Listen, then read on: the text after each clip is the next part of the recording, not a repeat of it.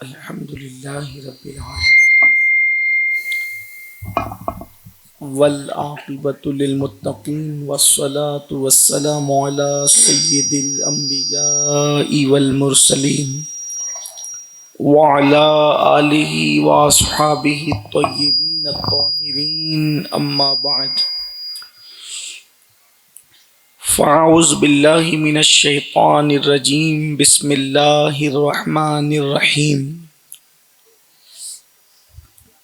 ان تجتنبوا کبائر ما تنہون عنہ ونکفر عنکم سیئاتکم وندخلکم مدخلا کریما صدق اللہ العظیم۔ غوث اعظم بمن بے سر و ساما مدد قبلہ دین مدد کعبہ ایمان مدد انتظار کرم تستمن عینی را اے خدا جو خدا بین و خدا دا مدد بگیردہ بے بلا افتاد کشتی ضعیفان و شکستہ رات و پشتی بحق کے خواجہ عثمان ہارون مدد کن یا معین الدین چشتی مدد کن یا معین الدین چشتی مدد کن یا معین الدین چشتی۔ ممبر پر رونق افروز برادر اکبر عالمی شہرت یافتہ ثنا خان رسول بلبل باغی مدینہ الحاج قاری محمد رضوان خان صاحب، جمیع ذوی الاحترام ذوی الاحتشام باصفا علماء کرام، حاضرین محفل، پردہ نشین ماں اور بہنوں، السلام علیکم ورحمۃ اللہ وبرکاتہ۔ انتہائی احترام و عقیدت کے ساتھ اپنے اور ساری کائنات کے مرکز عقیدت انیس سے بے کساں چارہ ساز درد منداں، ہم غریبوں کی غم گسار، ہم فقیروں کی ثروت، شہر یار ارم تاجدار حرم نوبہار شفاعت، شب اسرا کے دولہا نوشے بزم جنت، دانائے سبل مولائے کل ختم الرسل، خسرو خوباں سیاح لامکاں وجہ کن فکاں، در اللہ المکنون سر اللہ المخزون، عالم ما کانا وما یکون، آب و گل انبیاء جان و دل اصفیاء، مطلع ہر سعادت مقطع ہر سیادت، خلاصہ کائنات فخر موجودات، حضور احمد مجتبی محمد مصطفیٰ، ارواحنا فدا صلی اللہ تعالی علیہ وآلہ وصحبہ وبارک وسلم کی بارگاہ بے کس پناہ میں جس طریقے سے پڑھاؤں بلند آواز سے میرے ساتھ مل کر پڑھیں۔ الصلاۃ والسلام علیک یا رسول اللہ، الصلاۃ والسلام علیک یا نبی اللہ، الصلاۃ والسلام علیک یا حبیب اللہ، وعلی آلک واصحابک یا نور اللہ، صلی اللہ تعالی علیہ وسلم۔ نعمتیں بانٹتا جس سمت وہ ذیشان گیا، نعمتیں بانٹتا جس سمت وہ ذیشان گیا، ساتھ ہی منشی رحمت کا قلم دان گیا، لے خبر جلد کے غیروں کی طرف دھیان گیا، میرے مولا میرے آقا تیرے قربان گیا، دل ہے وہ دل جو تیری یاد سے معمور رہا، سر ہے وہ سر جو تیرے قدموں پہ قربان گیا، آہ وہ آنکھ کے ناکام تمنا ہی رہی، آہ وہ آنکھ کے ناکام تمنا ہی رہی، ہائے وہ دل جو تیرے در سے پر ارمان گیا، اور انہیں جانا انہیں مانا نہ رکھا غیر سے کام، انہیں جانا انہیں مانا نہ رکھا غیر سے کام، للہ الحمد میں دنیا سے مسلمان گیا، للہ الحمد میں دنیا سے مسلمان گیا۔ آج کی محفل موربہ کی سرزمین پر اصلاح عقائد و اعمال کی اصلاح کے لیے اور عظمت مصطفیٰ جان رحمت صلی اللہ علیہ وآلہ وسلم کے عنوان سے یہ محفل سجائی گئی ہے۔ اور انشاءاللہ تبارک و تعالی میرے بعد آپ کو ہمارے قائد ہمارے امیر سے انشاءاللہ ایک خوبصورت ان کا خطاب سماعت کرنا ہے، اور مجھ سے پیشتر آپ نے برادر اکبر بلبل باغ مدینہ سے نعت خوانی اور ان کے ملفوظات اور بھی علماء سے سماعت کیے ہوں گے۔ میں نے بھی آیہ کریمہ کی تلاوت کی ہے، میرا اللہ اس کے متعلق مجھے حق کہنے اور آپ سب کو حق سن کر اس پر عمل کرنے اور اسے عام کرنے کی توفیق عطا فرمائے۔ دنیا کے اندر کوئی انسان ہو، ہر انسان جنت میں جانا چاہتا ہے، اور قرآن نے بہت واضح لفظوں میں جنت میں داخلے کا پروانہ بھی ایک شرط کے ساتھ عطا فرما دیا ہے۔ دنیا میں کون جنت میں جائے گا قرآن فیصلہ کر چکا، اور جنت کس کے لیے ہے یہ بھی قرآن فیصلہ کر چکا۔ قرآن کہتا ہے ان الابرار لفی نعیم وان الفجار لفی جحیم، کہ جو لوگ نیک ہیں ان کے لیے جنت بنائی گئی ہے، اور جو فاسق و فاجر اور پاپی ہے ان کے لیے جہنم بنائی گئی ہے۔ اللہ رب العزت نے ایک ایسی جنت جسے عزت کی جگہ کہتے ہیں، اس کے بارے میں صرف ایک کنڈیشن کے ساتھ داخلے کا حکم فرمایا، اور اس کا جو ہے وہ اعلان فرمایا کہ ہر انسان چاہتا ہے اس کو مکان خوبصورت ملے، اس کا مکان اچھا ہو۔ غریب آدمی بھی اچھا مکان چاہتا ہے، امیر آدمی بھی اچھا مکان چاہتا ہے، لیکن جنت سے بہتر کوئی چیز نہیں ہے۔ اگر لوگوں کو جنت کا حال پتہ چل جائے تو ایک لمحے کے لیے بھی لوگ دنیا میں رکنے کے لیے تیار نہ ہو۔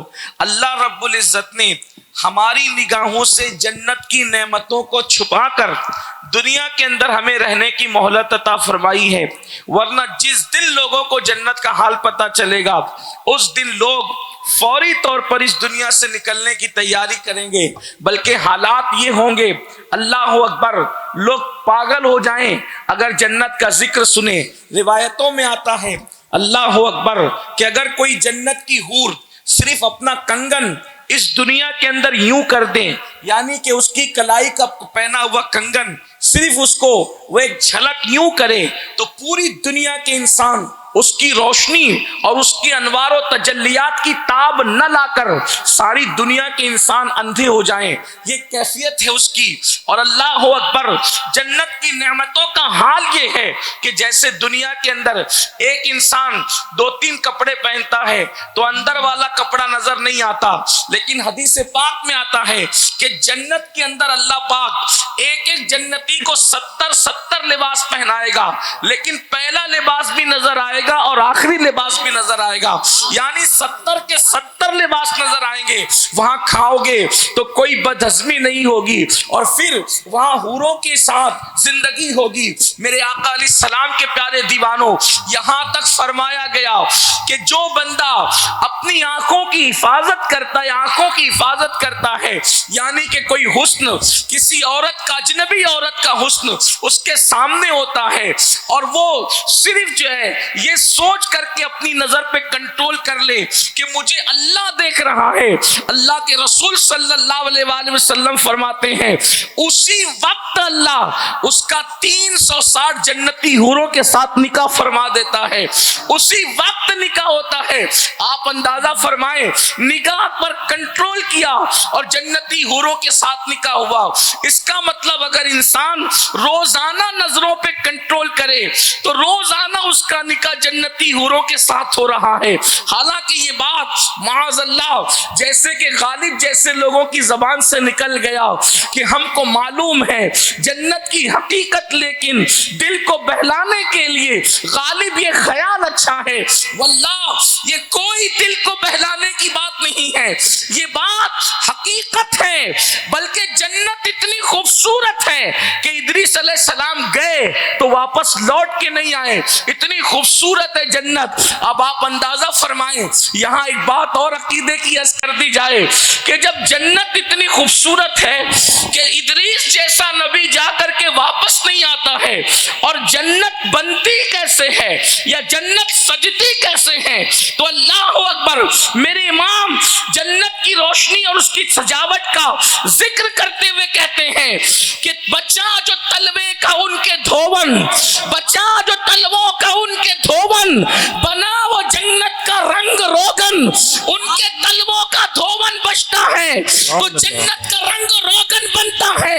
اللہ اکبر، جب تلوے کے دھون کے رنگ اور روغن سے سجی جنت کا حال یہ ہے تو حسن مصطفیٰ جان رحمت کا حال کیا ہے؟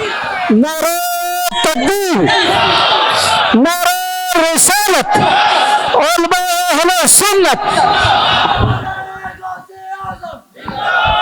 آپ تصور فرمائیں کہ جس کے تلووں کے دھون سے رنگ و روغن جس کا بنے، جب وہ جنت کی سجاوٹ اور حسن کا یہ عالم ہے تو مصطفیٰ جان رحمت کے حسن کا عالم کیا ہوگا؟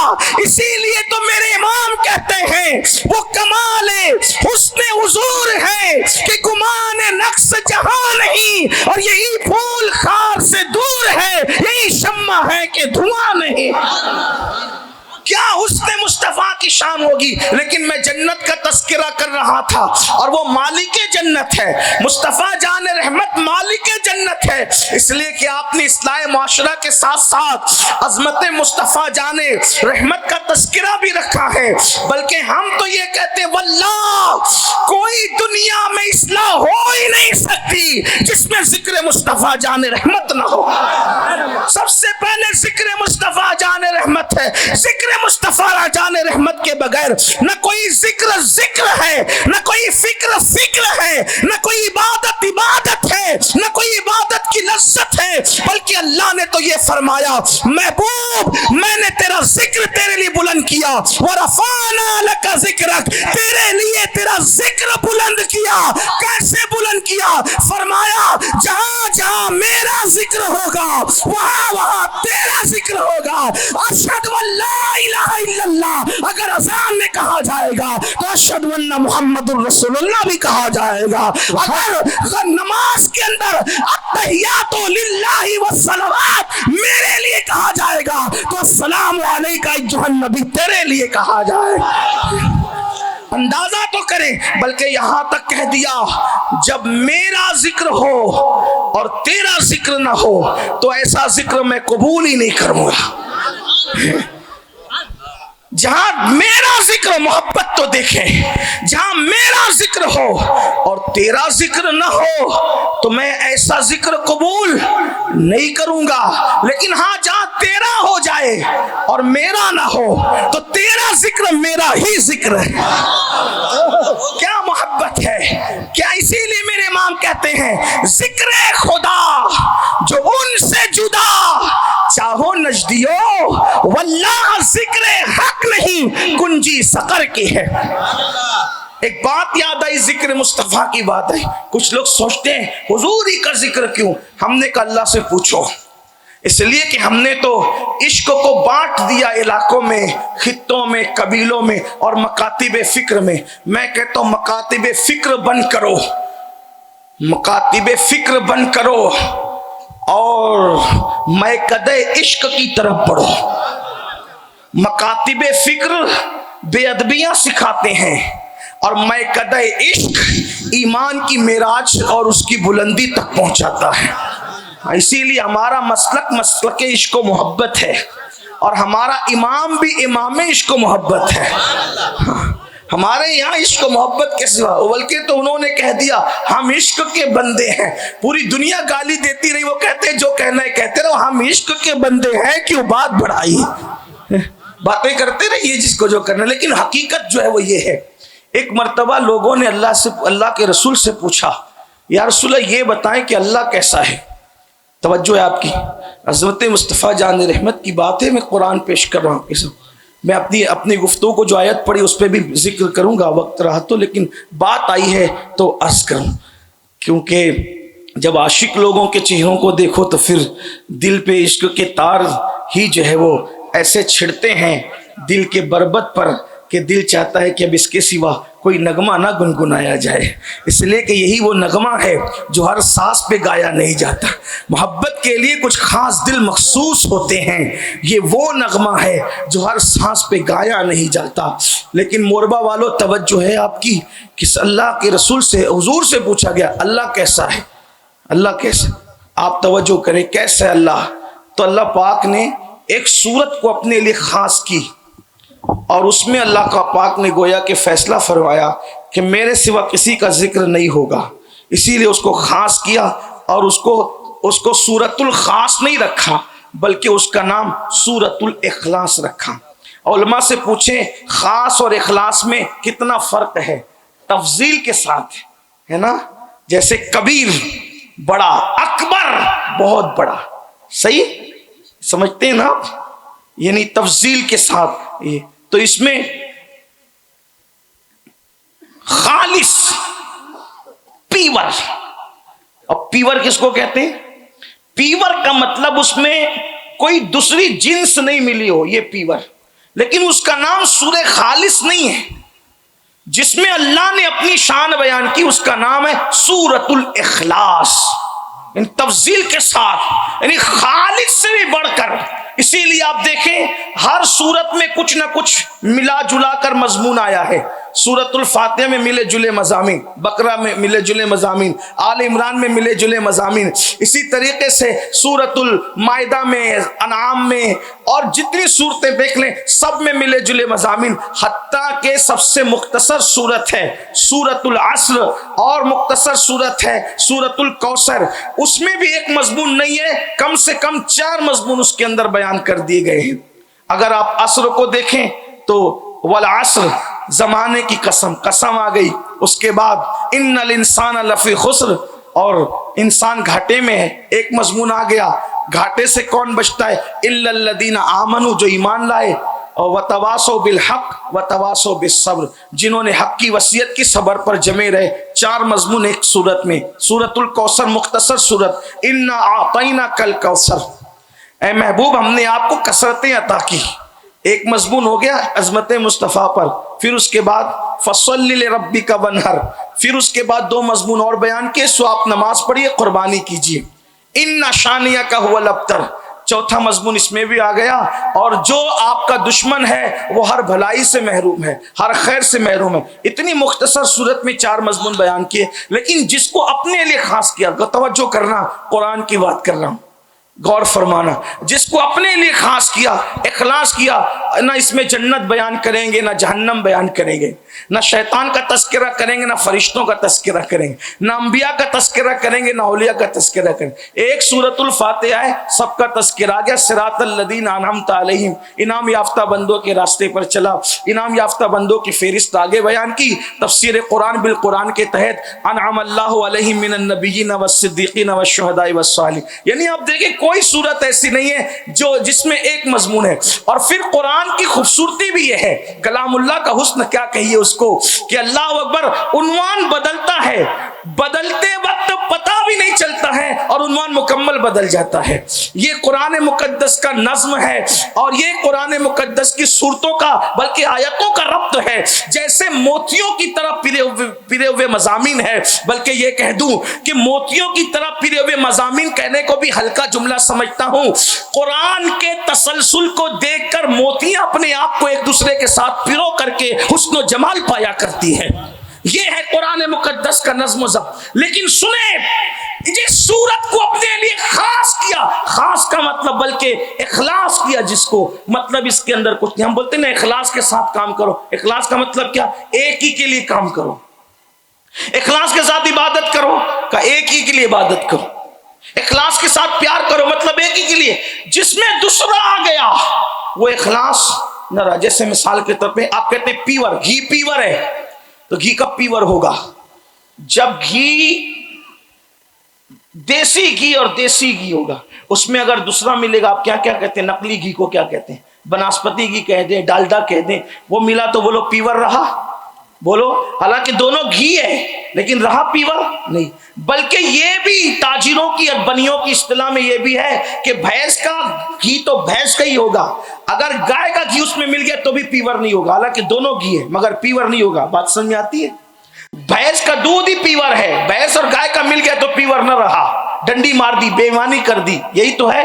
لیکن سوچو تو صحیح، ایک ہی چیز ہو تو پیور ہے، دوسری آ گئی تو پیور نہیں۔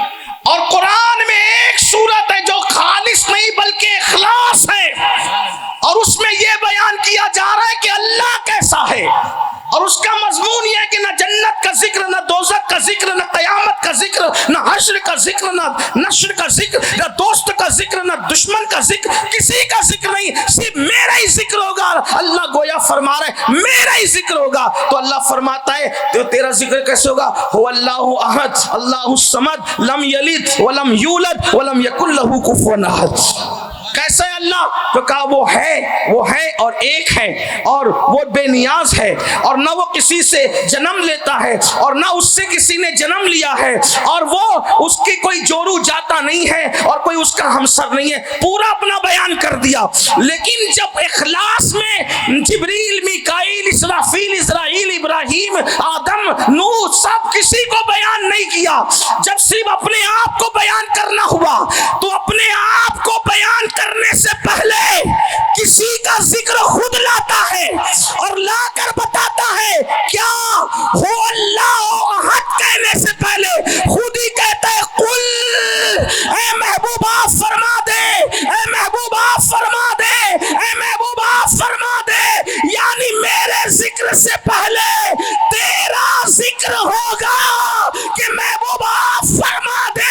اللہ یہ تو اخلاص ہے، کسی اور کا ذکر کیسا؟ تو گویا قرآن اشارہ دے رہا ہے محمد خدا نہیں ہے، یہ سچ ہے، مگر خدا سے جدا بھی نہیں ہے، یہ سچ ہے۔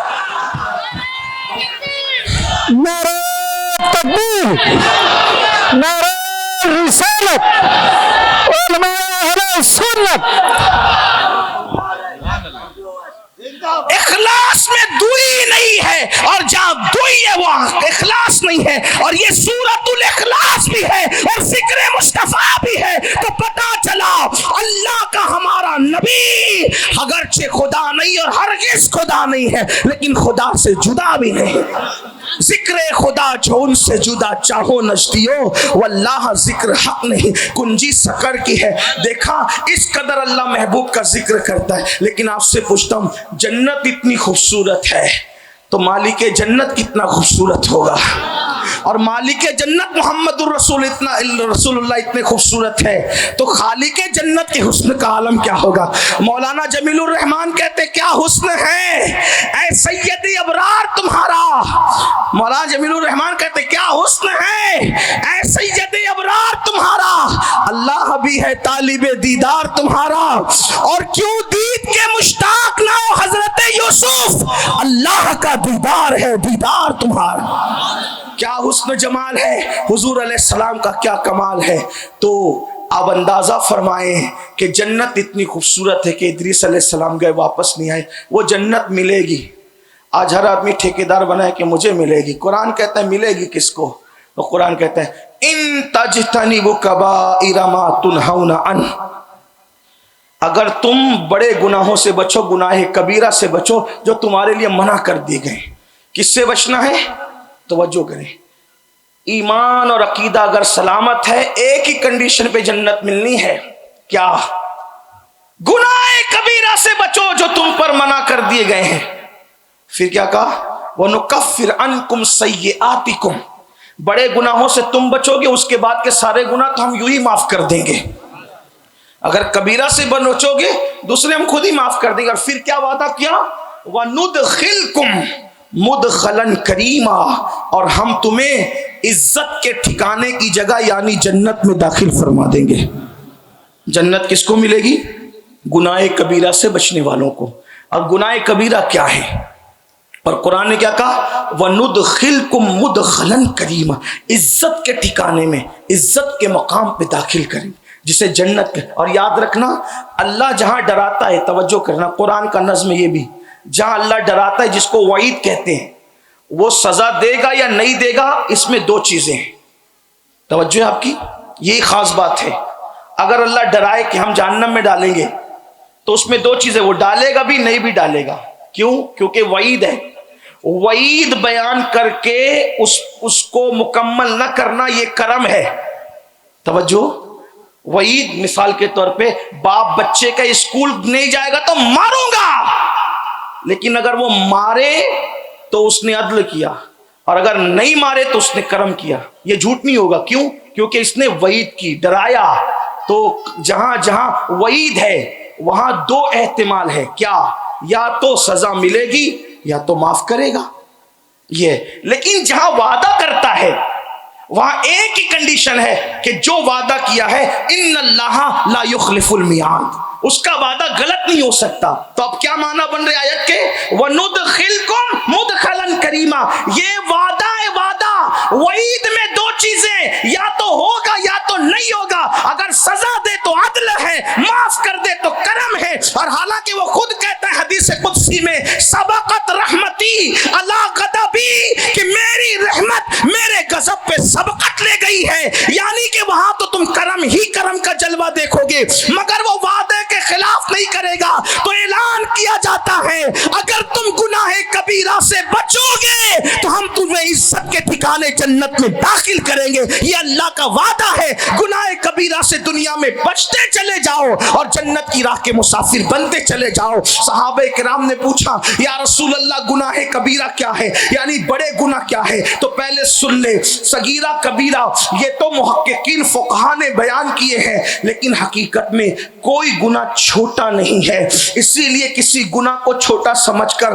کبھی نہ کیا جائے۔ کسی بڑے مفکر نے کہا تھا ٹھوکر ہمیشہ چھوٹے پتھروں سے لگتی ہے، بڑے پہاڑوں سے ٹھوکر نہیں لگا کرتی، اس لیے کسی گناہ کو حقیر سمجھ کر، کسی گناہ کو چھوٹا سمجھ کر نہیں کیا جائے۔ اس لیے کہ یاد رکھنا اللہ کس پر پکڑ کر لے، اللہ پاک کس پر پکڑ کر لے اس کی کوئی گارنٹی نہیں ہے۔ اس سلسلے میں ایک واقعہ صوفیہ بیان کرتے ہیں، ایک مرتبہ کا واقعہ ہے، اللہ اکبر۔ ہوا کیا ہے؟ اللہ ایک بزرگ تھے 70 سال تک، جنہوں کا حال یہ تھا دن کو روزہ رکھا، راتوں کو عبادت کی۔ جب انتقال ہو گیا تو موت کے بعد کسی نے خواب میں دیکھ کر پوچھا حضرت اللہ نے آپ کے ساتھ کیا معاملہ کیا؟ تو بزرگ فرماتے ہیں ابھی تک بخشش نہیں ہوئی، ابھی تک مغفرت نہیں ہوئی، تھوڑا سا خوگرے حمد سے تھوڑا سا گلا بھی سن لو۔ آج ہم کیا سوچتے ہیں؟ جو نماز پڑھتے پڑھتے مرا یقیناً جنت میں جائے گا، ہاں جو تلاوت کرتے کرتے مرا یقیناً جنت میں جائے گا، روزے کی حالت میں مرا یقیناً جنت میں جائے گا۔ یاد رکھنا جنت میں جانے کے آثار ہے، لیکن وہ غیرت والا خدا پتہ نہیں کیا فیصلہ کرے۔ یاد رکھیے بڑے بڑے عبادت گزاروں کو مغفرت کے بغیر روک دیا گیا ہے، بے شمار واقعات ہے۔ اس لیے یاد رکھنا مغفرت کی کسی کے ساتھ گارنٹی نہیں ہے نام لے کر کہ امین القادری کی مغفرت کریں گے، فلاں کی کریں گے، فلاں کی کریں گے، فلاں کی کریں گے۔ ساری عبادتیں کر کے بھی اگر وہ مغفرت کو روک دے تو یاد رکھنا کچھ ملنے والا نہیں ہے۔ بلکہ ایک بات آپ سے کہوں، اللہ نے محبوب سے چند چیزوں کی دعا کرنے کا حکم فرمایا، چند چیزوں کی، بن مانگے سب دیا، انا اعطیناک الکوثر، ساری نعمتیں عطا کی، ساری کثرتیں عطا کی، لیکن چند چیزیں ان کو مانگنے کا حکم دیا۔ اس میں سے ایک چیز یہ بھی فرمائی قل رب اغفر وارحم وانت خیر الراحمین۔ کس کو حکم ہو رہا ہے؟ اے محبوب یوں عرض کریں اے میرے رب میری مغفرت فرما۔ مالک جنت کو مغفرت کی اہمیت بندوں کو بتانے کے لیے حکم ہو رہا ہے کہ محبوب آپ خود مغفرت طلب کریں۔ رب اغفر، اے میرے رب میری مغفرت فرما، وارحم اور مجھ پر رحمت فرما، وانت خیر الراحمین اور تو بہت رحم کرنے والا ہے۔ ایک مقام پہ فرمایا قل ربی زدنی علما، علم کے سوال کی بات کی اور یہاں مغفرت کے سوال کی بات کی۔ اس کا مطلب علم اور مغفرت سے بڑی کوئی چیز ہوتی ہے تو اللہ محبوب کو اس کو طلب کرنے کا حکم دیتا، بے طلب سب دیا۔ حالانکہ حضور کے لیے وعدہ بھی کیا قرآن میں سورۃ الفتح میں کہ ہم نے آپ کے سبب آپ کے اگلوں کے اور آپ کے پچھلوں کی خطائیں بخش دیے، مغفرت کا حضور سے وعدہ کر لیا گیا ہے، لیکن تعلیم امت کے لیے مغفرت کی دعا مانگنے کا حضور علیہ السلام کو کہا جا رہا ہے۔ اس سے پتہ چلا کہ مغفرت کسی کی بھی یقینی نہیں ہے، اگر اللہ چاہے بخش دے، وہ چاہے تو کروڑوں شرابیوں کو پاپیوں کو بخش دے، اور وہ چاہے تو 400 سال 500 سال عبادت کرنے والوں کو روک لے۔ اس لیے جب تک دونوں پیر جنت میں نہ پہنچ جائیں اس وقت تک بے فکر ہو کر اپنے آپ کو جنتی سمجھنے کی ضرورت نہیں ہے۔ امید بھی کی جائے اور خوف بھی کی جائے. مجموع الزوائد میں ایک روایت لکھی ہوئی ہے, اللہ کے رسول علیہ السلام فرماتے ہیں جو اپنے آپ کو قطعی اور یقینی جنتی سمجھے, میں محمد اعلان کرتا ہوں کہ وہ جہنمی ہے. کیونکہ ایمان خوف اور رجا کے درمیانی کیفیت کا نام ہے. لوگ آج جنت کے بارے میں پتہ نہیں کیا سوچتے, بلکہ آج تو جنت کی توہین کی جاتی ہے. ارے یہ جنت لے کر ہم کیا کریں گے؟ میں کہتا ہوں خدا کرے جنت مل جائے تو بیڑا پار ہو جائے. حضور علیہ السلام نے خود جنت کی دعا فرمائی ہے, بار بار دعا کی. رمضان المبارک میں صحابہ کو تاکید فرمائی کہ جنت کا سوال کرو. یاد رکھیے میرے آقا صلی اللہ علیہ وآلہ وسلم کے دیوانوں, ایک وہ بزرگ 70 سال تک کے روزے رکھے, عبادتیں کی, مرنے کے بعد موت کے بعد خواب میں دیکھا کہ ابھی تک مغفرت نہیں ہوئی. کہا حضرت مغفرت نہیں ہوئی؟ کہا ایک گناہ ہو گیا تھا. ایک گناہ؟ کہا آپ سے گناہ؟ ہاں. کیا گناہ؟ فرمایا میں اپنے آنگن میں بیٹھا تھا اور بارش کا موسم نہیں تھا اور اچانک بارش شروع ہوئی تو میری زبان سے نکل گیا اوف یہ بے وقت کی بارش. ایک جملہ نکلا اوف یہ بے وقت کی بارش. فرماتے ہیں مرا موت کے بعد اب مجھ سے پوچھا جاتا ہے میرے بندے تو نے بارش کو بے وقت کہا, ہمارے یہاں تو ہر کام کا ایک وقت ہے. جب تک تو بارش کو بے وقت ثابت نہیں کرے گا اس وقت تک تیری مغفرت نہیں ہوگی. آپ سے پوچھنا چاہتا ہوں اگر بے وقت بارش کسی اللہ والے کی زبان سے نکل جائے تو اس کی مغفرت روک دی جاتی ہے. مسلمانوں ذرا تصور کرنا, اپنی ماں اور بہنوں سے بھی پوچھتا ہوں ہم کیا کیا بولتے ہیں دن بھر میں, اس کی غیبت, اس کی غیبت, اس کی چگلی, اس کی برائی, اس کی عزت پہ حملہ, اس کی آبرو پہ حملہ. زبان سے کیا کر رہے ہو؟ یہ بھی گناہ کبیرہ ہے. یاد رکھنا امت کی اکثریت یا تو زبان کی وجہ سے جہنم میں جائے گی یا تو آنکھوں کی بے روی کی وجہ سے جہنم میں جائے گی. اپنی زبان پہ کنٹرول کرو, اپنی نگاہوں پہ کنٹرول کرو. اللہ اکبر. تو کسی گناہ کو چھوٹا سمجھ کر نہ کرو اور کسی نیکی کو چھوٹی سمجھ کر چھوڑ مت دو, اس لیے کہ کبھی ایسا بھی ہوا بہت چھوٹی نیکی کسی نے کی اور اللہ نے اسی کے صدقے میں بخش دیا. بلکہ یہاں پر ایک بات عرض کر دی جائے تاکہ گفتگو سمجھنے میں آسانی ہو. حجت الاسلام امام غزالی رحمت اللہ تعالی علیہ بڑے صوفیہ میں سے ہے, اپنے دور میں 500 کتابیں لکھی, بڑے عظیم تھے, نیک تھے, متقی تھے, پرہیزگار تھے.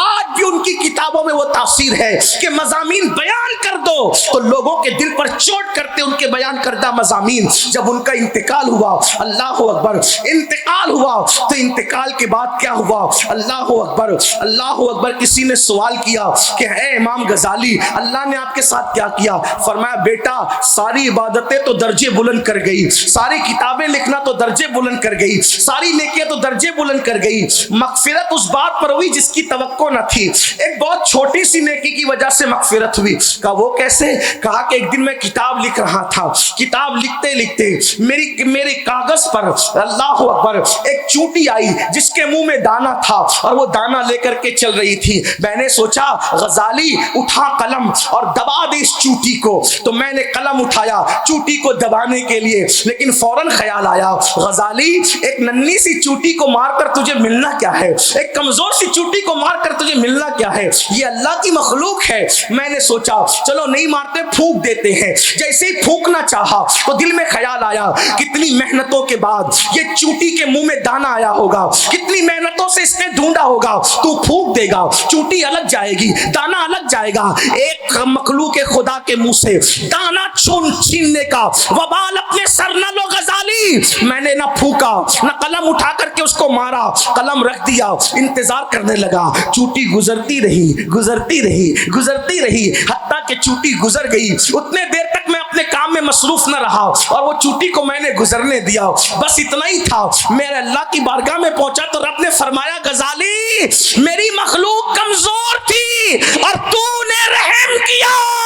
جا تو کمزور اور ہم طاقت والے ہیں, ہم نے تجھ پہ رحم کیا اور تیری مغفرت فرما دی. ایک چونٹی پہ رحم کرنے کی وجہ سے اللہ پاک نے میری مغفرت کر دی. دیکھا وہاں کتنے بڑے کی پکڑ ہو گئی اور یہاں کتنی چھوٹی سی نیکی کی وجہ سے بخشش ہو گئی. اسی لیے کسی بھی نیکی کو چھوٹی سمجھ کر کے جو ہے وہ چھوڑنے کی ضرورت نہیں ہے, کیونکہ قطرے قطرے سے دریا بنتا ہے. اور کسی گناہ کو چھوٹا سمجھ کر کرنے کی ضرورت نہیں ہے, اس لیے کہ پہاڑوں سے ٹھوکر نہیں لگتی بلکہ چھوٹے پتھروں سے ٹھوکر لگا کر کرتی ہے. اب آؤ کبیرہ گناہ کیا ہے. اس کی فہرست میں 7 ہے, ایک حدیث میں 7 ہے, ایک حدیث میں 70 ہے, اسی طریقے سے اور بھی ہے.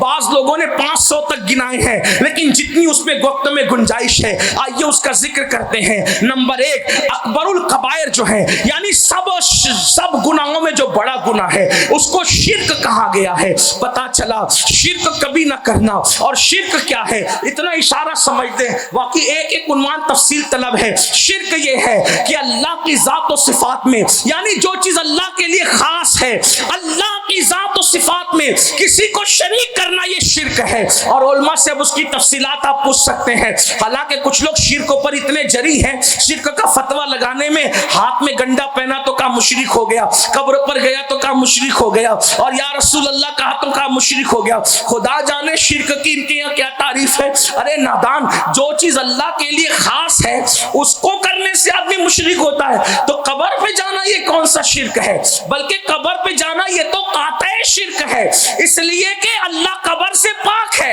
اور جس کی قبر مانی جا رہی ہے اس کا مطلب یہ ہے کہ یہ خدا نہیں ہے, تبھی تو اس کی قبر ہے. میلاد منایا تو کہا شرک ہو گیا. ہم نے کہا میلاد تو قاطع شرک ہے, کیونکہ خدا تیرے لم یلد ولم یولد, نہ اس کے کوئی ماں باپ ہے نہ اس کی کوئی اولاد ہے. تو جس کی میلاد منایا یہی تو منایا کہ اللہ اکبر یہ خدا نہیں ہے بندہ ہے. اللہ اکبر. لیکن حیرت ہے, لوگ سیرا باندھنے کو تک شرک لکھ رہے ہیں, لیکن حیرت ہوتی ہے کیسے لکھنے والے ہیں. بس بات آئی منہ میں بول دیا. لیکن یاد رکھنا یہ بھی ہمارے علماء کی بہت حکمت ہے, انہوں نے میلاد کو اتنا بیان کیا, اتنا بیان کیا, اتنا بیان کیا. میں نے سوچا اتنا میلاد بیان کرنے میں کیا حکمت. آج تو تھوڑا کم ہو گیا, آپ کے یہاں کیا نہیں پتا, ہمارے یہاں ختنہ ہو تو میلاد پڑھی جائے, میت ہو تو میلاد, تیجا ہو تو میلاد, 10ویں ہو تو میلاد, چیلم ہو تو میلاد, کوئی حج کو جائے تو میلاد, کوئی حج سے واپس آئے تو میلاد, شادی ہو تو میلاد, میلاد میلاد میلاد. میں نے سوچا اتنا میلاد کیوں بیان کیا جا رہا ہے. تو ہمارے علماء کی دانشمندی پہ مجھے رشک آیا, اس لیے کہ جس کے ہاتھوں سے چاند کے ٹکڑے لوگوں نے دیکھا, جس کے ہاتھوں سے سورج کو پلٹتے دیکھا, جس کو شجر بلاتے دیکھا, جس کے اشارے سے شجر جاتے دیکھا, جس کے اشارے سے کنکریوں کا کلمہ پڑھتے دیکھا, جس کے اشارے سے جابر کے بچوں کے مردے کو زندہ ہوتے دیکھا, یعنی کہ ان کے بعد ان سے ایسی ایسی چیزیں دیکھی. تو کہیں کوئی جاہل ان کے بارے میں یہ نہ کہہ دے کہ جو سورج کو پلٹا لے وہ خدا ہے, جو چاند کے ٹکڑے کر لے وہ خدا ہے. تو علماء اہل سنت نے میلاد منایا, اور میلاد منا کر کے بتایا کہ خدا وہی ہے جس کی شان ہے لم یلد ولم یولد, جو میلاد سے پاک ہے وہ خدا ہے. تو لوگ کہتے ہیں میلاد منانا بھی شرک ہے. ایسے کبھی بیٹھ کر کے کوئی پوچھے تو صحیح کیا کہ شرک کی تعریف آپ لائے کہاں سے, نہ قرآن میں ہے نہ حدیث میں ہے. لیکن میری قوم کا بھی عجیب حال ہے, وہ کہتے ہیں نہیں مولانا سب کے ساتھ چلو, سب کے ساتھ جا سکتے. میں کہا بالکل چلے جائیں, ذمہ داری تو آپ کی اپنی ہے. بس اتنا خیال رکھنا جب قیامت کے دن حضور کی بارگاہ میں شفاعت کے لینے جاؤ گے, اگر حضور نے پوچھ لیا جو میری ماں کو کافر کہتا تھا تو اس کے پیچھے نماز پڑھتا تھا, تو آپ کے پاس جواب کیا ہوگا. بس اتنا یاد رکھ کے جانا. آپ کہتے ہو یہ جمہوری ملک ہے, آپ جس کے ساتھ جانا چاہیں جائیں, آپ تو کسی کے بھی ساتھ جاتے ہیں, لیکن ہم آپ سے اتنا ضرور کہنا چاہتے ہیں ملک جمہوری ہے, مذہب میں جمہوریت نہیں ہے. مذہب پابندی چاہتا ہے, مذہب نے پابند کیا صراط الذین انعمت علیہم, انعام یافتہ بندوں تک کے محدود کے, سب کے پیچھے جانے کا حکم نہیں ہے. جو لوگ رسول اللہ کے ماں باپ کو کافر کہتے ہیں, اگر آپ ان کے پیچھے بھی نماز پڑھتے ہیں تو ذمہ دار آپ ہیں. جو لوگ رسول اللہ صلی اللہ علیہ وآلہ وسلم کو یہ کہہ کر کے گالی دیتے ہیں کہ انہیں دیوار کے پیچھے کی خبر نہیں ہے. آخر میں تو پوچھتا ہوں ہندوستان میں دین کی تبلیغ ہوگی کیسے؟ اگر یہی عقیدے رکھ دیے جائیں تو دین کی تبلیغ ہوگی کیسے؟ مشرکین کہیں گے ہمارا فلاں فلاں تو وہ تھا جس نے ہمالیہ کو پہاڑ پہ اٹھا لیا, اور تمہارا نبی وہ جو بیٹی کی بخشش نہیں کرا سکتا. تو آپ کس چیز کی تبلیغ کرنے نکلے ہیں؟ لیکن یہ تو 1857 کے انگریزوں کے پیدا کیے ہوئے نوزائیدوں کی فکر ہے کہ نبی بیٹی کی بخشش نہیں کرا سکتے, اور لوگوں کو کہنے کا موقع دیتے کہ ہمارے فلاں فلاں نے ہمالیہ اٹھایا. کس نے اٹھایا یہ کہانی کس سے آپ کو پتا ہے, لیکن میں اتنا کہتا ہوں اگر کسی کے فلاں فلاں نے ہمالیہ اٹھایا ہے تو ہم سنیوں سے جب نبی کی طاقت کوئی پوچھے گا تو ہم کہتے ہیں ارے ایک میں کیا, میرے عیسیٰ کی حقیقت کتنی, مجھ سے 100 لاکھ کو کافی ہے اشارہ تیرا ہے, مجھ سے 100 لاکھ کو کافی ہے اشارہ تیرا. اور کہتے ہو نبی بیٹی کی بخشش نہیں کرا سکتے, حدیث پڑھو حدیث. جو کچا بچہ ماں کے پیٹ سے گر جائے گا وہ کچا بچہ بھی اپنے ماں باپ کی شفاعت کرے گا. تو جب کچا بچہ شفاعت کر سکتا ہے تو محبوب خدا ہی کی تو یہ شان ہے کہ ان کا رخ جدھر ہو جائے گا ادھر جنت کے دروازے کھلتے چلے جائیں گے. میرے امام اسی لیے تو کہتے ہیں شفاعت ہے تمہاری واہ واہ، قرض لیتی ہے گناہ پرہیزگاری واہ واہ. اللہ اکبر، صدقے انسلام کے قربان اس اکرام کے ہو رہی ہے دونوں عالم میں تمہاری واہ واہ. اور نفس یہ کیا جو ظلم ہے، جب دیکھو تازہ جرم ہے، ناتوا کے سر پہ اتنا بوجھ بھاری واہ واہ. ایک طرف روزے کا نور، ایک سمت منبر کی بہار، بیچ میں جنت کی پیاری پیاری پیاری واہ واہ. اور کیا مدینے سے صبا آئی کے پھولوں میں ہے آج. دیکھو یہ ہے عشق. فکر رضا اسی لیے پسند ہے کہ یہ ایمان کو جلا بخشتی ہے. کیا مدینے سے صبا آئی کے پھولوں میں ہے آج، ایک نئی بو بھینی بھینی پیاری پیاری واہ ہوا. اور پھر اپنے عشق کا اقرار آخر میں ان دو مصروں میں کرتے کیا کرتے ہیں، پارے دل بھی نہ نکلا دل سے تحفے میں رضا. کہتے کیا رضا رضا کرتے. میں نے کہا 14ویں صدی میں کسی نے ایسی بولی بولی ہو تو بتاؤ.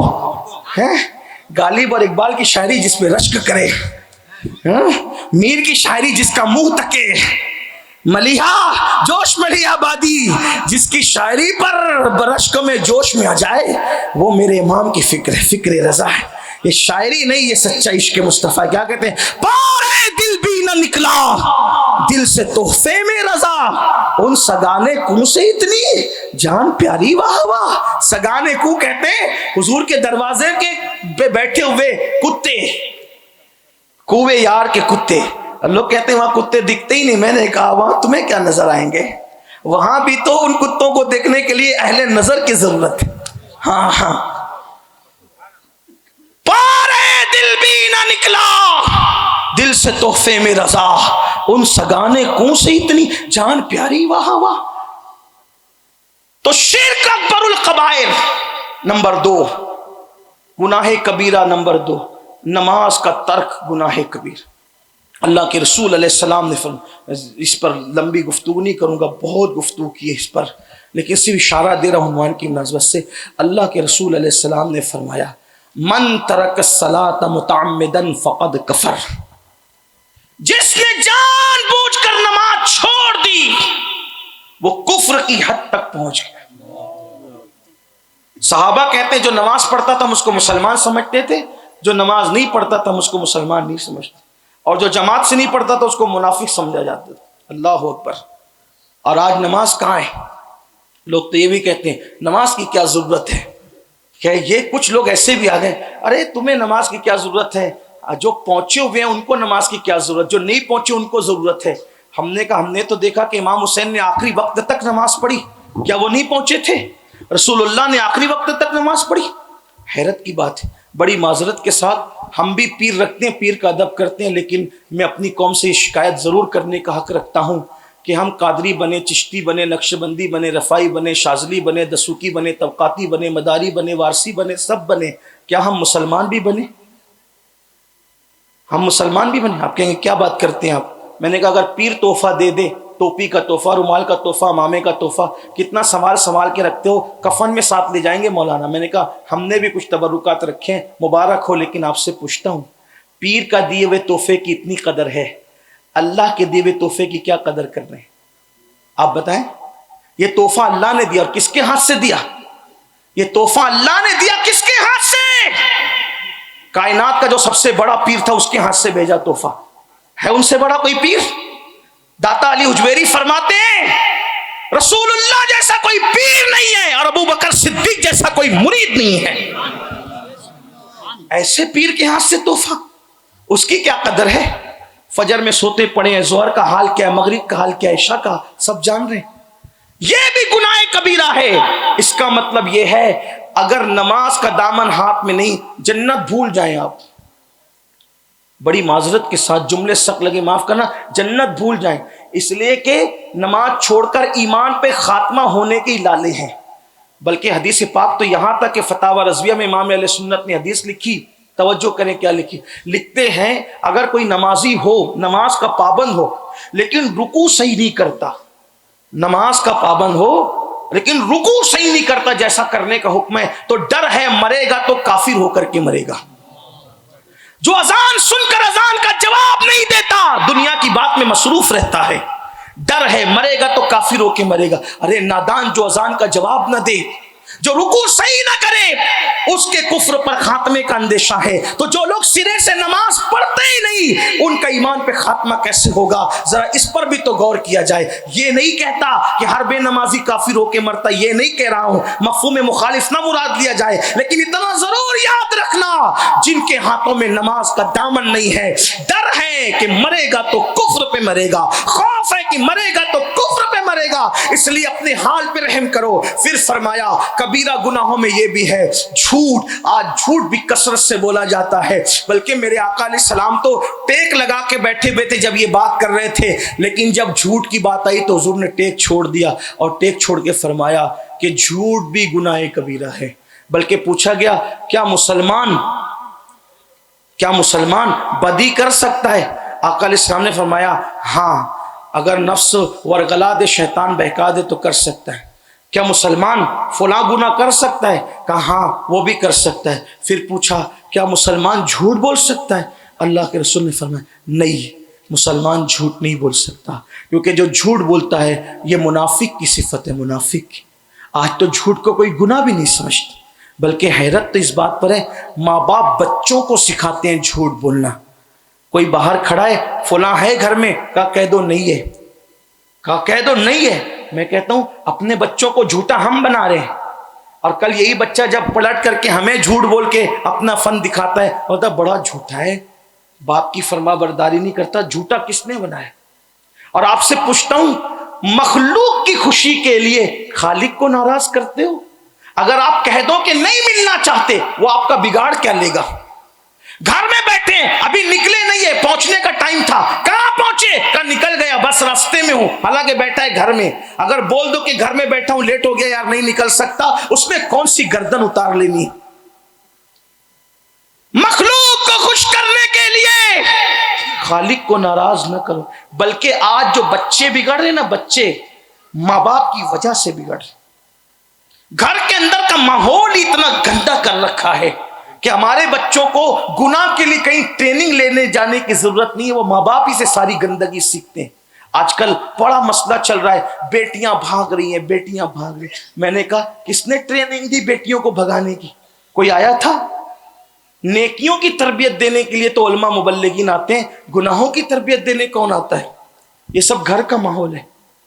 آج کہتے ہیں بیٹیاں بھاگ رہی، ذمہ دار کون ہے؟ ماں باپ۔ جب ماں اپنی بیٹی کو اپنے بازو میں لے کر کے سیریل دیکھے گی اور ہیرو ہیروئن کے بھاگنے کے مناظر ماں دکھائے گی، تو بیٹی نے کرنا کیا ہے؟ وقت سے پہلے بچے بالغ ہو رہے ہیں، وہ مناظر ہم نے اپنے بچوں کو اپنے بازو میں لے کر کے دیکھیں۔ فلموں نے، سیریلوں نے اور گندی فلموں نے بیڑا غرق کیا ہے معاشرے کا۔ کل تک کے بچیاں شادی ہونے تک جو چیزیں نہیں جانتی تھی، آج کے ہمارے بچے وہ ساری چیزوں کو عبور کر گئے، اللہ ماشاءاللہ۔ یہ صورتحال ہے، اور اب تو اتنی بھیانک صورت ہے کہ بچیاں کوئی غربت کا بہانہ لے کر، کوئی شادی نہ ہونے کا بہانہ لے کر، کوئی زیور اور کوئی موبائل اور کوئی پتہ نہیں کیا کیا چیزوں کا بہانہ لے کر، اب تو مسلمان اب کسی دوسرے کے ہاتھ میں بھی ہاتھ دے کر کے بعض بچیاں جا رہی ہیں۔ حالانکہ لوگ پروپیگنڈا زیادہ کر رہے ہیں کہ جا رہی ہیں۔ میں نے کہا ہمیں بھی تو فہرست دکھاؤ کتنی گئی، چند گئی، لیکن آپ نے رائے کو پربت بنایا، رائے کو پہاڑ بنایا۔ یاد رکھنا اب بھی پوری دنیا میں سب سے زیادہ باغیرت اگر کسی کی بیٹیاں ہیں تو مسلمانوں کی بیٹیاں ہیں، باحیا کسی کی بیٹیاں ہیں تو مسلمانوں کی بیٹیاں ہیں۔ لیکن بہرحال حادثات چند تو ہوئے ہیں کہ مسلمانوں کی بیٹیوں نے کسی اور کا بے غیرت کا ہاتھ پکڑا۔ میرے آقا علیہ السلام کے پیارے دیوانوں، یہ کیوں ہوا؟ گھر کے اندر فلم کا ماحول، گھر کے اندر جو وہ مغرب کا ماحول، گھر کے اندر عریانیت کا ماحول، گھر کے اندر بے پردگی کا ماحول. حیرت ہے آج ایک بھائی اپنی بہن کو بے پردہ لے کر کے چلا جاتا ہے باہر، ایک باپ اپنی بیٹی کو بے پردہ لے کے گھومتا ہے، ایک شوہر اپنی بیوی کو بے پردہ لے کے گھومتا ہے. باغوں کی سیر بے پردہ ہو رہی ہے، پہاڑوں کی سیر بے پردہ ہو رہی ہے. سن لو، اللہ اکبر، میرے آقا، ہم سب کے آقا، غیب داں نبی صلی اللہ علیہ وآلہ وسلم نے فرمایا جنت کے دروازے پر یہ عبارت لکھی ہوئی ہے کہ اللہ نے جنت دیوسوں کے لیے حرام کر رکھی ہے.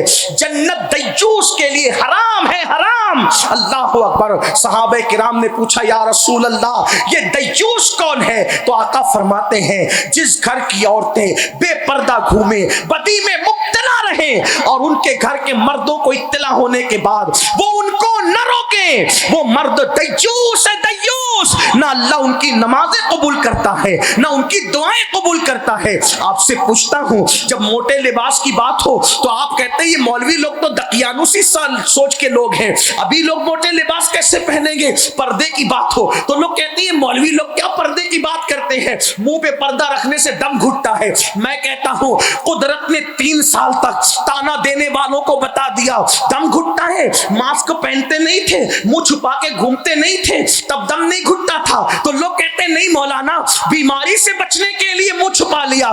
ہم کہتے ہیں نادان، جب بیماری سے بچنے کے لیے منہ چھپایا جا سکتا ہے تو اللہ کے عذاب سے بچنے کے لیے بیٹیوں کو پردے میں کیوں نہیں رکھا جا سکتا؟ کجا یہ بیماری اور کہا وہ اللہ کا دردناک عذاب. اس لیے یاد رکھنا ہم نے اپنی بیٹیوں کو آوارہ خود کیا ہے.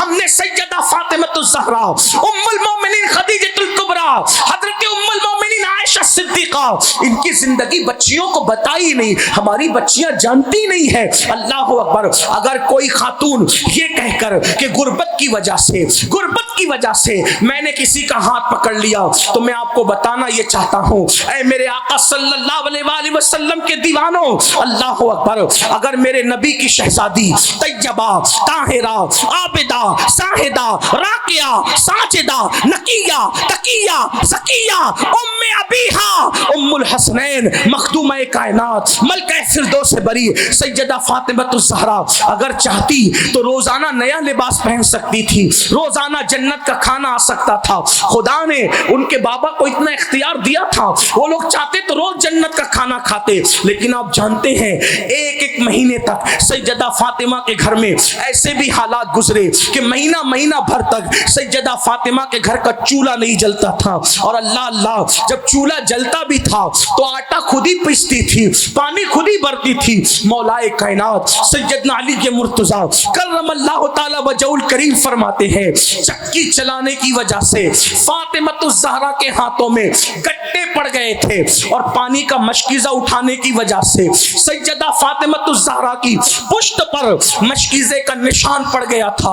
آپ جانتے ہیں میرے نبی کی شہزادی، ہم سب کے آقا و مولا مصطفیٰ جان رحمت کی سب سے چہیتی بیٹی سیدہ فاطمہ نے ایک دن وہ بھی دیکھا کہ ان کے دوپٹے میں جب پیون لگانے کی باری آئی تو گھر میں پیون لگانے کے لیے پیون کا کپڑا بھی موجود نہ تھا. تو سیدہ فاطمہ الزہرا نے جب پیون کا کپڑا بھی نہ ملا تو اونٹ کے چمڑے کا پیون اپنے دوپٹے میں لگایا. اللہ اکبر. آج جو لوگ دنیا میں بھیک مانگتے ہیں ان کی بیٹیوں کے دوپٹوں میں بھی چمڑے کا پیون نہیں ہے، لیکن مالک جنت، مالک کوثر، مالک کونین کی شہزادی، ان کے دوپٹے میں ایک پیون اونٹ کے چمڑے کا ہے. آخر پوچھنا چاہتا ہوں یہ فقر و فاقہ کی زندگی کیوں تھی؟ اس کی وجہ سیدہ فاطمہ اور نبی کے گھر والوں نے اس شان کی زندگی کو گزار کر ہماری غربت پر اپنی سنت کا پردہ ڈال دیا ہے کہ اگر کسی کے گھر میں مہینے بھر چولہا نہیں جلے گا تو کوئی یہ نہیں کہے گا کہ اس کے گھر میں چولہا نہیں جلتا یہ نکما ہے، بلکہ جس کے گھر میں چولہا نہیں جلے گا وہ فخر سے کہہ سکے کہ آج میں نے اپنے نبی کی سنت پر اور آل نبی کی سنت پر عمل کیا ہے. اگر کسی کی بیٹی کے دوپٹے میں پیون ہوگا ہوگا تو لوگ اس کی غربت کا مذاق نہ اڑا سکیں گے، بلکہ اس غربت پر اللہ اکبر نبی اور آل نبی نے اپنی سنت کا پردہ ڈال دیا ہے۔ اگر پیون میں کسی کی بیٹی جائے گی تو لوگ یہ نہ کہیں گے کہ اس کی بیٹی کے پاس کپڑے نہیں ہیں، بلکہ لوگ یہ کہیں گے دیکھو اس صدی میں بھی کوئی سیدہ کی سنت پر عمل کرنے والا موجود ہے۔ اللہ اکبر۔ جانتے ہیں کیا ہوا؟ جب سیدہ فاطمہ الزہرا کے دوپٹے پر چمڑے کا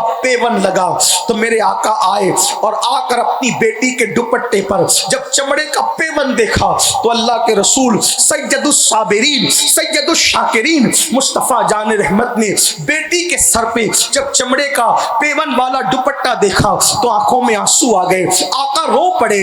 اللہ اللہ، ماں میرے آقا روئے تو مولا کائنات بھی رو پڑے، سیدہ فاطمہ بھی رو پڑی۔ اس وقت میرے آقا نے اپنی بیٹی کو یہ کہہ کے تسلی دی، اے فاطمہ رو نہ، رونے کی ضرورت نہیں میری بیٹی۔ کیا تم اس بات پہ خوش نہیں ہو کہ دنیا والوں کے لیے دنیا کی نعمتیں ہیں اور محمد اور آل محمد کے لیے آخرت کی نعمتیں ہیں؟ میں پوچھنا چاہتا ہوں اگر بیٹیوں کو یہ واقعات یاد کرائے جاتے کہ نبی کی شہزادی کے گھر میں ایک ایک مہینے تک چولہا نہیں جلا اور رسول اللہ کے گھر میں ایک ایک مہینے تک چولہا نہیں جلا تو قناعت پسندی کا جذبہ ہماری بچیوں کے دل میں بھی پیدا ہوتا۔ بلکہ ایک واقعہ مجھے یاد آیا، اکثر سیرت نگاروں نے اس کو لکھا ہے، توجہ سے سنیں، حضور کے گھر کا کیا حال تھا۔ آج تو موبائل کی لالچ پہ کوئی بھی بیٹی کو لے جائے ساتھ میں، زیور کی لالچ پہ کوئی بھی لے جائے بیٹی کو ساتھ میں، اتنی آوارگی، نفس کی پیاس اور خواہشات اتنی بڑھا لی گئی ہے کہ جس کی کوئی حد نہیں۔ روٹی دو جو چاہے لے لو، کپڑا دو جو چاہے لے لو، مکان کی لالچ دو جو چاہے لے لو، لیکن آؤ کیسا گزارا کیا، کیسی زندگی گزاری آل نبی، اصحاب نبی اور خود مصطفیٰ جان رحمت۔ ایک مرتبہ دوپہر کا وقت، چلچلاتی دوپہر کی دھوپ، اس چلچلاتی دھوپ میں اللہ کے رسول علیہ السلام اپنے گھر سے نکلے باہر چلچلاتی ہوئی دھوپ میں، تو دیکھا دونوں یار، دونوں وزیر صدیق اکبر اور فاروق اعظم کھڑے ایک دوسرے سے باتیں کر رہے ہیں۔ آقا نے دونوں کو سلام کیا اور سلام کرنے کے بعد دونوں یاروں سے پوچھا اتنی دوپہر کی چلچلاتی دھوپ میں تم دونوں کیا کر رہے ہو؟ صدیق اکبر فاروق اعظم نے اس کی آقا ہمارے گھر میں کہیں دن کا فاقہ ہے، اب بھوک برداشت کے باہر ہے، یا رسول اللہ بھوک برداشت کے باہر ہے، اب بھوک برداشت نہیں ہوتی، اس لیے ہم نے سوچا کہ کسی کے گھر جائیں اور جا کر کے وہاں کھانا کھا لیں تاکہ اب برداشت نہ ہونے والی بھوک کا خاتمہ کر دیں۔ لیکن پھر دونوں نے کہا آقا ہمارے ماں باپ آپ پہ قربان، یا رسول اللہ اتنی چلچلاتی دھوپ میں تو آپ بھی گھر سے باہر نہیں نکلتے دھوپ کے وقت، آپ دھوپ کے وقت تو کیوں باہر نکلے؟ اللہ کے رسول علیہ السلام نے فرمایا میرے گھر میں ایک مہینے سے چولہا نہیں جلا ہے اور مجھے بھی بھوک کی شدت نے گھر سے باہر کیا، میں بھی چاہتا ہوں کہ کسی کے گھر جاؤں، حالانکہ حضور خود کہتے ہیں میں اپنی راتیں اللہ کے ساتھ گزارتا ہوں، وہ کھلاتا بھی پلاتا بھی ہے، لیکن آج حضور بتانا چاہتے ہیں اپنے صبر کو، کیونکہ حضور علیہ السلام کا وہ معجزہ ہے اور یہ تعلیم امت کے لیے ہے۔ کسی کے گھر میں بھی جانے کے لیے نکلا تھا کہ کسی کے گھر جا کے کچھ کھاؤں گا، دونوں یاروں کو ساتھ لیا، ایک صحابی کے گھر گئے، جب وہاں پہنچے ان کو پتہ چلا کہ آقا آئے ہیں تو میرے آقا علیہ السلام کو انہوں نے طرح طرح کی کھجوریں سجا دی، اس کی آقا ایک بکری کا بچہ گھر میں ہے، میں اس کو ذبح کر کے کھانا بنواتا ہوں۔ میرے آقا علیہ السلام اتنا نوش فرما لیں، آپ کھجوریں نوش جان فرمائیں، میں بکری کا بچہ ذبح کرتا ہوں۔ بکری ذبح کی اور بکری ذبح کر کے کھانا تیار کیا اور بکری کا گوشت کا سالن اور روٹی، اس کو سید الطعام کہا گیا ہے، کھانوں کا سردار ہے۔ یہاں میں اپنے ان بھائیوں سے کہتا ہوں جو 3 بار پیٹ بھر کے کھاتے ہیں، 5 بار کھاتے ہیں، 2 ٹائم ناشتہ کرتے ہیں اور اللہ کے نبی کا دل دکھاتے ہیں گناہ کر کے، وہ تصور کریں میرے نبی نے اب اس دین کو ہمارے گھر تک پہنچانے کے لیے ایک مہینے تک گھر میں چولہا نہیں جلا میرے نبی کے گھر میں، بلکہ 1 مہینہ تو اس وقت کا واقعہ ہے۔ ام المومنین تو یہاں تک کہتی ہے ایک چاند دکھتا ختم ہوتا، حضور کے گھر میں چولہا نہیں جلتا، دوسرا چاند دکھتا وہ بھی ختم ہوتا، حضور کے گھر میں چولہا نہیں جلتا، تیسرا چاند دکھ کر وہ بھی ختم ہو جاتا، 3 مہینے ہو جاتے حضور کے گھر کے چولہے سے کبھی دھواں نہیں نکلتا۔ جس کی نعمتیں پوری کائنات کھاتی ہو، آسما خوان زمیں خوان زمانہ مہمان صاحب خانہ لقب کس کا ہے تیرا تیرا. یہ کیوں فقر فاقہ تھا؟ صرف ہمیں حوصلہ دینے کے لیے، ہماری غریب بیٹیوں کو حوصلہ دینے کے لیے کہ غربت کی وجہ سے ہم اپنی عزت کا سودا نہ کریں. جب میرے آقا علیہ السلام اپنے دونوں یاروں کو ساتھ لے کے نکلے اور کھانا تیار ہو گیا، کھانا سامنے آیا تو صاحب کھانا کھانے کو دیکھتے ہیں اور آقا کا چہرہ دیکھتے ہیں. دونوں یار سوچتے ہیں حضور شروع کرے تو ہم شروع کریں. اتنے میں وہ میزبان رسول کہتے ہیں آقا اب شروع کریں نا، کھا لیں حضور. تو میرے آقا رو پڑے. آقا رو دیے. عرض کی حضور کیوں رو رہے ہیں؟ فرمایا میرے لیے تو تو نے کھانا تیار کر دیا، لیکن جتنے دن سے میں بھوکا ہوں اتنے دن سے میری بیٹی فاطمہ بھی بھوکی ہے، اتنے دن سے میری بیٹی فاطمہ بھی بھوکی. 1 مہینہ ہو رہا ہے، 1 مہینہ. کبھی بکری کا دودھ ہے، کبھی کھجور اور پانی ہے، اسی پہ گزارا ہے.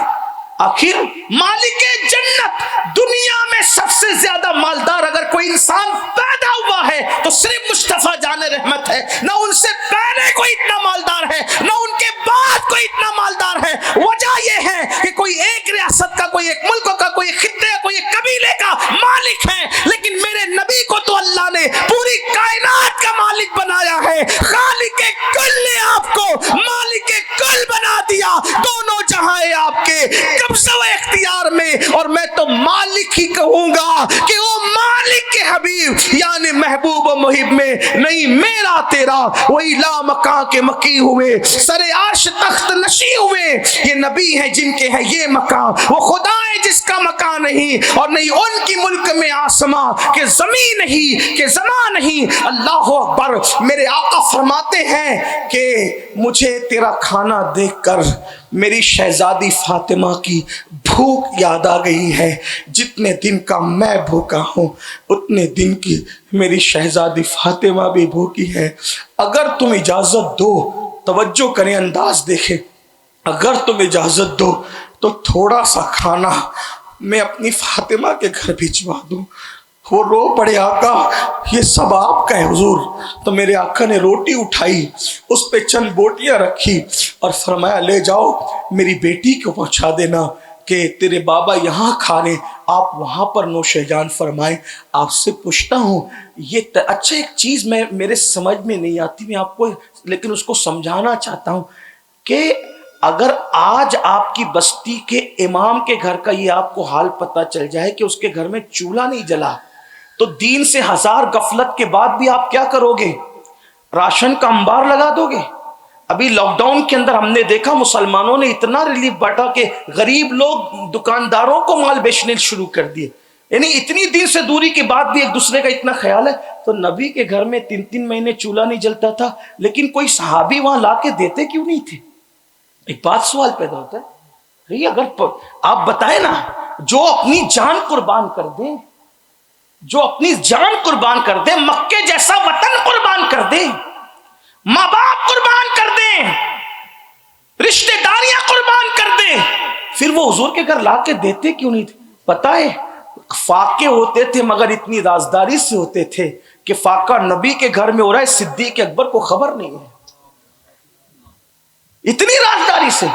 آپ توجہ فرمائیں. وجہ یہ سب باتیں تو بعد میں پتہ چلی، کہیں ظاہر کی گئی، بلکہ سب سے زیادہ باتیں ام المومنین نے بتائی. ایک دن ایسا ہوا، اصل میں یہ فاقے کی بات کیسے پتہ چلی، بہت زیادہ عام کیسے ہوئی، مجمع میں کب بیان ہوئی؟ کئی موقع تھے، لیکن ایک مرتبہ کچھ صحابہ سیدہ عائشہ صدیقہ کے پاس اور ام المومنین حفصہ کے پاس آئے، دونوں امہات المومنین کے پاس، اور کہا عمر نہ اچھا کھاتے ہیں، نہ اچھا کھانے دیتے ہیں، نہ اچھا پہنتے ہیں، نہ اچھا پہننے دیتے ہیں. ایک کام کرو، دونوں ام المومنین کو وسیلہ بنا کے فاروق اعظم کو بلاؤ، کیونکہ وہ سب کی بات کاٹیں گے، ان دونوں کی بات نہیں کاٹیں گے، کیونکہ یہ امی جان ہے مومنوں کی.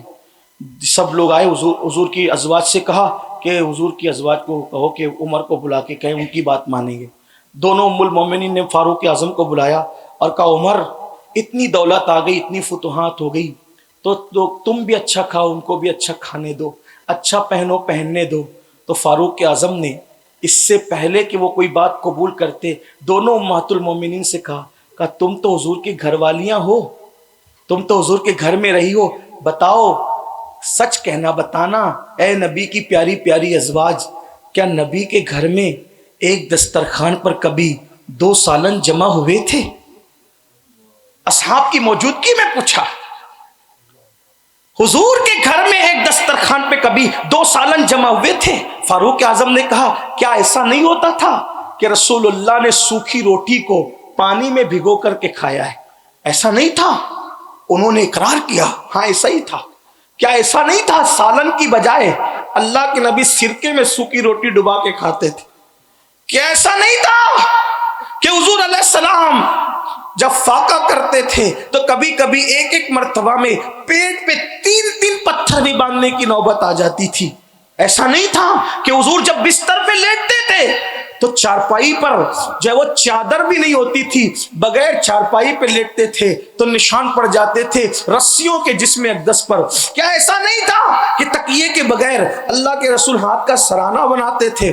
کیا ایسا نہیں تھا کہ حضور دودھ پر گزارا کر لیتے تھے؟ کیا ایسا نہیں تھا؟ جب فاروق اعظم نے گنانا شروع کیا تو سب وہ مجمع والے رونے لگے اور امہات المومنین بھی کہنے لگی ایسا ہی تھا، ایسا ہی تھا، ایسا ہی تھا۔ تو فاروق اعظم نے کہا جب میری جان، میرے ایمان کی جان محمد الرسول اللہ نے اس شان سے گزارا کیا ہے، تب آپ ہی لوگ مجھے مشورہ دیتے ہو کہ میں ان کے راستے سے ہٹ جاؤں، ان کے طریق سے ہٹ جاؤں، ان کی سنت سے ہٹ جاؤں؟ تب لوگوں کو پتا چلا کہ ہم تو عمر کو سمجھانے آئے تھے، لیکن فاروق اعظم نے لوگوں کو وہ سمجھایا کہ لوگوں کی چیخیں نکل گئی۔ لیکن یہ سب کچھ ہماری تعلیم کے لیے تھا، ہماری تربیت کے لیے تھا۔ افسوس ہم نے نبی کی میلاد تو منائی لیکن رسول اللہ کے اس میں کوئی اختیار نہیں کیا، تو بات دور نکل گئی۔ میں عرض یہ کر رہا تھا اللہ کے رسول علیہ السلام جب گناہ کبیرہ کا تذکرہ کرنے لگے تو جھوٹ کی بات آئی تو آقا علیہ السلام نے ٹیکا چھوڑ دیا اور ٹیکا چھوڑ کے فرمایا جھوٹ بھی گناہ کبیرہ ہے۔ پھر فرمایا اللہ کے رسول علیہ السلام نے جھوٹی قسم کھانا یہ بھی گناہ کبیرہ ہے، بلکہ یہاں تک فرمایا اللہ اکبر، فرمایا اللہ پاک حدیث قدسی فرماتا ہے میرے نام کی جھوٹی قسم نہ کھاؤ، جو میرے نام کی جھوٹی قسم کھائے گا میں اس کی 7 نسلوں پر لعنت کروں گا۔ آج کل مسلمان جھوٹی قسم کو گناہ سمجھتا ہی نہیں۔ 200 روپے کی چپل بیچنے کے لیے بھی لوگ جھوٹی قسم کھاتے ہیں۔ تیری قسم، ماں کی قسم، باپ کی قسم، بچے کی قسم، ان قسموں کا اعتبار نہیں۔ حدیث قدسی میں اللہ فرماتا ہے اے مومنو میرے نام کو قسموں کا نشانہ نہ بناؤ، بلکہ سچی قسم بھی نہ کھایا کرو۔ جو کثرت کے ساتھ سچی قسم کھاتا ہے اللہ اس کا رزق گھٹا دیتا ہے۔ جب تک عزت پر، جان پر، مال پر بن نہ آئے، جو چند چیزیں علماء نے بیان کیا ہے، عزت، جان، مال پر جب تک بن نہ آئے اس وقت تک مجبوری کے بغیر قسم نہ کھاؤ۔ آج تو چھوٹی چھوٹی قسم، قرآن کی قسم، کعبے کی قسم، منبر کی قسم، لوگ کیسی کیسی قسمیں کھا رہے ہیں۔ یاد رکھیے قسم کھانے سے رزق تنگ کر دیا جاتا ہے، قسم کھانے سے رزق سے برکت اٹھا لی جاتی ہے، بلکہ اللہ اکبر لرزنے کا مقام ہے۔ کون اپنی اولاد کا بھلا نہیں چاہتا، کون اپنی نسلوں کا بھلا نہیں چاہتا، لیکن فرمایا جا رہا ہے کہ جو میرے نام کی جھوٹی قسم کھائے گا میں اس کی 7 نسلوں پر لعنت کروں گا، اس کی 7 پشتوں پہ لعنت کروں گا۔ اور سن لو جس پر اللہ لعنت کرے پھر وہ کبھی رحمت کا مستحق نہیں ہو سکتا، وہ اللہ کی رحمتوں سے دور کر دیا جاتا ہے۔ اس لیے قسم کھانے سے پرہیز کیا کرو۔ اور پھر میرے آقا مصطفیٰ جان رحمت صلی اللہ علیہ وآلہ وسلم نے ارشاد فرمایا نامحرم کو دیکھنا یہ بھی گناہ کبیرہ ہے۔ آج کل لڑکیاں لڑکوں کو دیکھتی ہیں، لڑکے لڑکیوں کو دیکھتے ہیں۔ عورتوں کو دیکھنا تو نارمل سی بات ہے، کوئی اس کو گناہ بھی نہیں سمجھتا، اور جس کو گناہ کبیرہ قرار دیا۔ بلکہ میرے بھائیوں یہ وہ گناہ ہے جس سے ایمان خطرے میں جاتا ہے۔